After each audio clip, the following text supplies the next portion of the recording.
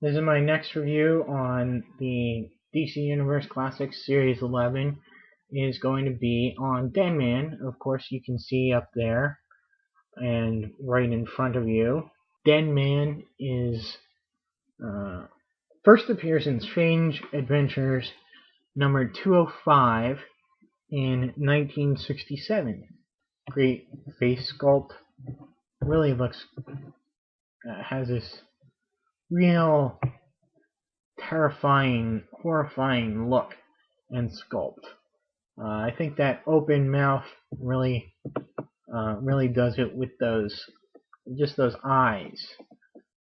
It's so creepy. He's got this nice, long, angular body that I think is the first use of this kind of a body. You know, his waist area is just nice and long and thin, as you would expect a ghostly kind of skeleton type person would be. His lower arms and lower legs are translucent, just to add to that ghostly effect. Creepy sculpt on the hands. He has pretty much the standard DC Universe posability. Arms, they are kind of restricted again by the collar. They bump into it up there, but that's not too much. He's got the bicep, elbow,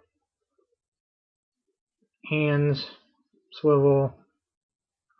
You got the abdominal articulation, crunch articulation, and waist articulation. Legs in and out, or forward and back. He's got rotation in the thighs, lower thighs, knee articulation, and foot articulation. He has head articulation. Again, something that I've noticed with this wave is they have very limited up and down, if any, with the head, but still have the nice side-to-side movement. Deadman is Boston Brand, a circus trapeze artist who performs under the name Deadman, hence his costume, which is his costume that he would perform in. That's why he's got that big D for Deadman, and he would put himself in white makeup all around and make himself look like that. Now he was mysteriously murdered by I guess, I don't know which came first, the fugitive or Deadman. I think it was probably the fugitive.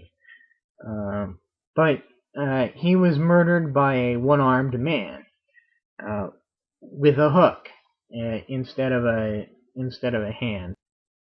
He was given a chance by the fictional, made up for this comic story, Eastern goddess named Rama, a play on the name Ramakrishna. She grants him the ability to jump into other people and possess them in order to solve his own murder. And he's aided by Batman and eventually solves the case. But he decides to continue on and right other wrongs, find murderers of other people. He has a curious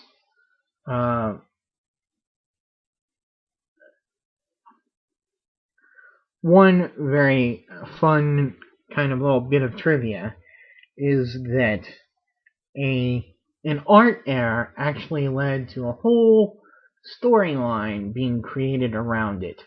And the art there is that in one of the last uh, parts of his story, the artist, I believe it was Neil Adams, actually put the hook on the wrong hand. When Jack Kirby was uh, asked to put Deadman in one of the series that he was doing, he went back and he came up with a whole storyline from just that one panel as to why on the wrong hand. You get several small little retcons in his history. And you find out, one of the retcons you find out is that his costume was actually inspired by another circus performer with a connection to Batman, and that would be John Grayson, Dick Grayson's father. Boston Brand then in turn inspires Dick Grayson when he's creating the first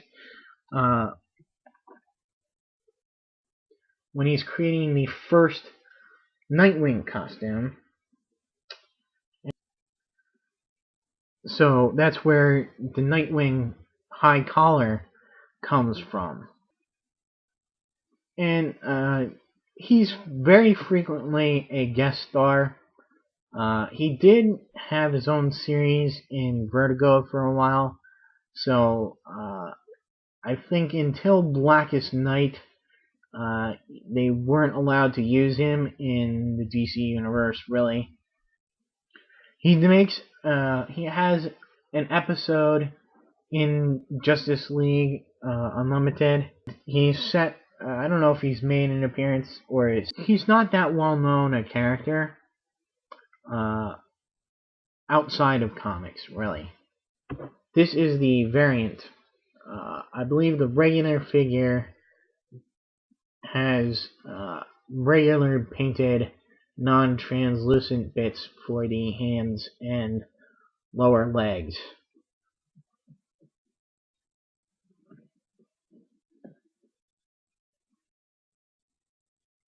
So anyway, that's gonna be it for Deadman. Until my next review, see ya.